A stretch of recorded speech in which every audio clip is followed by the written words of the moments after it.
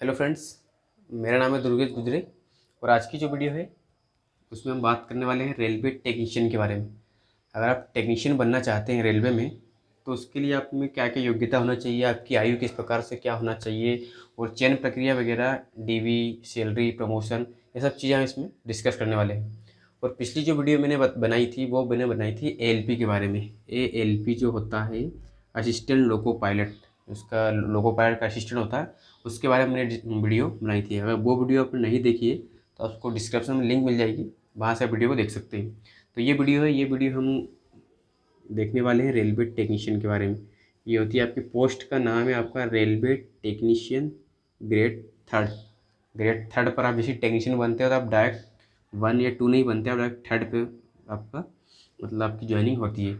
तो इसका पोस्ट का ये नाम। योग्यता की बात करें, इसमें योग्यता आपके लिए क्या होती है? योग्यता आप मिनिमम तो आपका 10th पास होना ज़रूरी है। इसके साथ साथ आपका आईटीआई भी होना ज़रूरी है। आईटीआई के साथ साथ आप पीसीएम वाले जो होते हैं, फिजिक्स केमिस्ट्री मैथ्स से जो इंटर करते हैं, वो भी इसके लिए योग्यता रखते हैं। तो वो बहुत अलग मतलब एसएनटी में डिपार्टमेंट उसको मिलता है, मतलब सिग्नल एंड टेलीकॉम में। बाकी अगर टेक्नीशियन की बात करें तो आपका 10th के साथ साथ आपका आईटी होना ज़रूरी है। आईटी अगर आपने किया है तो आप टेक्नीशियन बनने के लिए योग्यता रखते हैं। एक चीज़ मैं आपका यहाँ पर डाउट क्लियर कर देता हूँ कि अगर आपने बीटेक कर रखा है, बीटेक कर रखा है या फिर आपने डिप्लोमा कर रखा है, पॉलिटेक्निक कर रखा है, डिग्री कर रखा है, तो इसके लिए आप योग्यता नहीं रख पाते हो। यहाँ पर ओनली 10th के साथ आईटी होना और कुछ पोस्ट जैसे मैंने आपको बताया कि आपका सिग्नल टेलीकॉम होता है, उसके लिए आपका पीसीएम भी होना। पीसीएम वाले भी इसके लिए टेक्नीशियन बन सकते हैं। बाकी डिग्री डिप्लोमा वाले यहाँ पर टेक्नीशियन नहीं बन पाओगे। ठीक, तो आईटी वालों के लिए बहुत अच्छी है जॉब है रेलवे टेक्नीशियन, तो इसके लिए आप तैयारी कर सकते हैं बढ़िया। इसके बाद आयु की बात करें तो इसमें आयु इसकी रखी जाती है इसमें 18 से 30 भी है बस।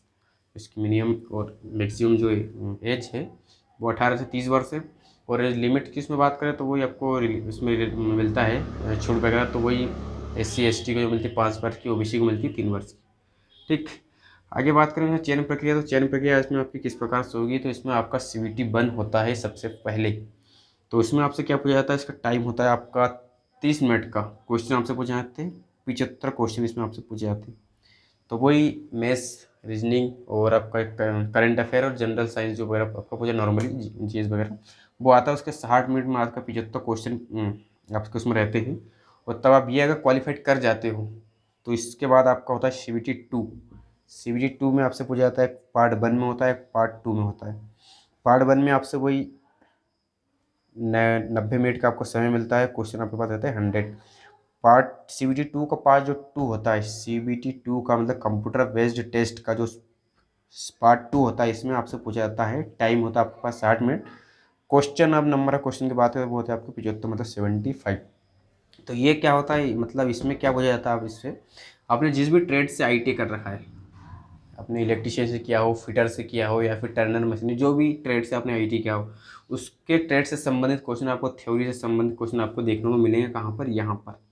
यहाँ पर जो पार्ट 2 होगा इसमें आपने जिस भी ट्रेड से आईटी कर रखा है उसके थ्योरी से आपको क्वेश्चन देखने को मिलेंगे यहाँ पर। और अगर आपने आईटी नहीं कर रखा है 10th के बाद, आप पीसीएम से आपने अगर टेक्नीशियन के लिए आप फॉर्म फिलअप करते हो तो यहाँ पर पीसीएम के लिए भी आप जो फिजिक्स केमिस्ट्री मैथ्स है उससे आपको यहाँ पर क्वेश्चन देखने को मिलते हैं। यहाँ पर आपको क्वेश्चन आता है मैथ्स, रीजनिंग, जनरल साइंस और आपका जो उसमें पढ़ते हो आप आईटीआई में, आपका मेन चीज़ होता है ईडी आप समझ सकते हैं, ये होता है इंजीनियर ड्राइंग। इससे भी कुछ क्वेश्चन इसमें देखने को मिलते हैं। यहाँ पर के बाद आपका जो मेरिट बनती है उसके हिसाब से आपको डीवी के लिए, डीवी मेडिकल के लिए 1.5 गुना लोगों को, जैसे आपके पास कोई पोस्ट टेक्नीशियन की 100 है मान लो, तो 150 लोगों को, 150 लोगों को सिलेक्ट किया जाता है डीवी के लिए, डीवी मेडिकल के लिए। तो यहाँ पर डीवी जैसे आपको जिस दिन आपको डीवी के लिए बुलाया जाता है, आपका डॉक्यूमेंट वेरिफिकेशन होता है उस दिन, और उसी दिन आपको शाम को मतलब जैसे आपका डीवी कंप्लीट होता है आपको शाम को मेडिकल के लिए एक मेमो बना के भेज दिया जाता है कुछ भी हॉस्टल में नज़दीक का। वहाँ पर आपको मेडिकल के लिए अगले दिन या उसके एक दिन बाद, मतलब 1 या 2 दिन का समय लगता है, वहाँ पर आपको मेडिकल के लिए भेज दिया जाएगा। तो टेक्नीशियन के लिए मेडिकल मतलब A1 तो जो होता है A1 स्टैंडर्ड, वो होता है एलपी के लिए, एलपी के लिए A1 स्टैंडर्ड मेडिकल मांगा जाता है। लेकिन टेक्नीशियन के लिए आपसे मांगा जाता है B1, B2 और C1 मेडिकल भी इसके लिए योग्यता रखता है। अगर आप वर्कशॉप में अगर आप टेक्नीशियन की पोस्ट वर्कशॉप में अगर आपको मिलती है तो वहाँ पर आपके लिए C1 जो मेडिकल होता है, नॉर्मली इसके लिए C1 अधिकतर लोग इसको क्वालिफाइड कर जाते हैं, तो C1 मेडिकल वाले भी इसके लिए योग्यता रखते हैं। ये चीज़ें B1 B2 होता है, तो ये जो आपके लाइन पर जो काम करते हैं इस प्रकार से टेक्नीशियन जो स्टेशन पर काम करते हैं उनके लिए ये B1 B2 चलता है। लेकिन अगर वर्कशॉप में आपको अगर इसकी जॉब मिलती है तो आप C1 मेडिकल भी क्वालिफाइड है, तो आपको यहाँ पर जो है मतलब वर्कशॉप में जॉब मिल सकती है।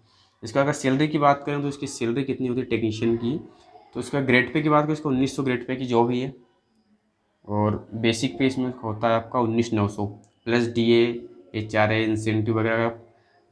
यहाँ पर वर्कशॉप में अगर ये इंसेंटिव आपको वर्कशॉप में मिलेगा, वर्कशॉप में करीब करीब 5 से 10,000 रुपये आपको एक्स्ट्रा इंसेंटिव मिलता है, मतलब प्रोत्साहन राशि आपको दी जाती है।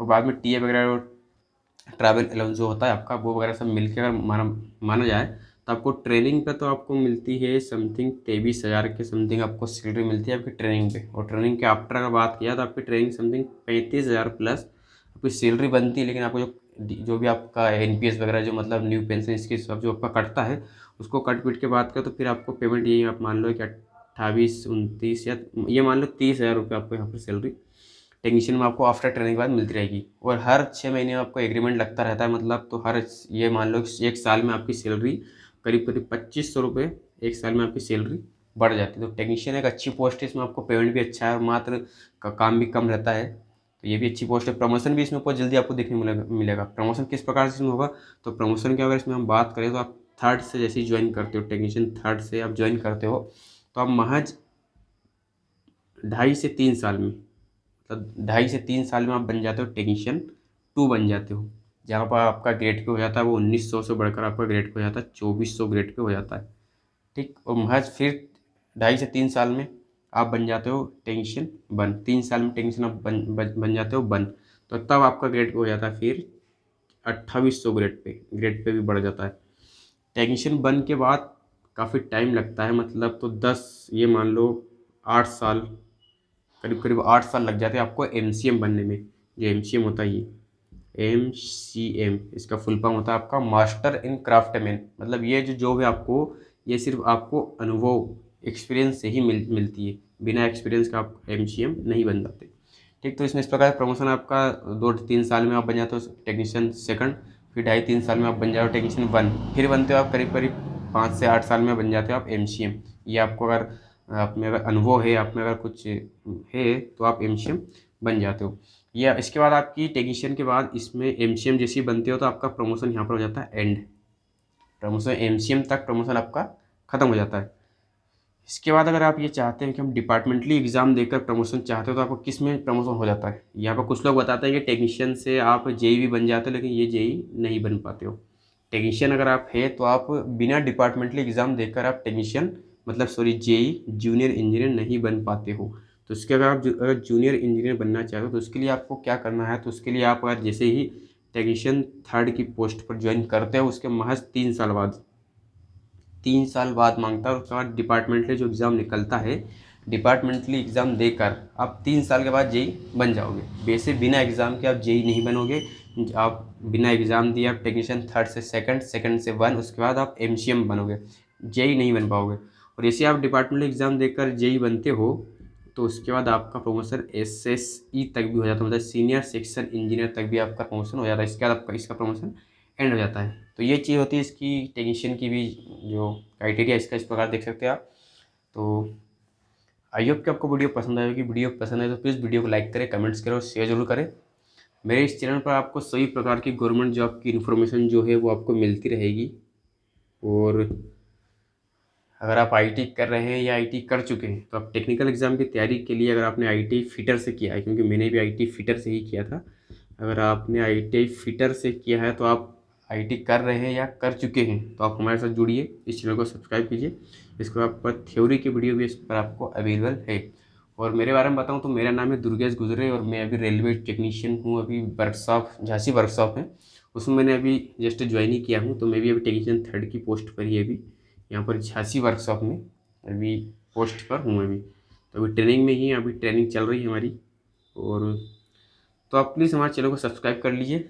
इसको आपकी कुछ भी जानकारी होती है रेलवे से भी या फिर अभी रेल्स का मेरिट भी लिस्ट भी आने वाली है आपकी जो झांसी वर्कशॉप में अभी अप्रेंटिसशिप वालों के लिए, जो फॉर्म फिलअप हुआ था तो उसकी मेरिट लिस्ट भी अब आने ही वाली है। तो कुछ भी होगा तो उसकी जानकारी आपको इस पर मिलती रहेगी। तो धन्यवाद। प्लीज़ चैनल को सब्सक्राइब कर लिया, वीडियो को लाइक करें, शेयर जरूर करें। धन्यवाद।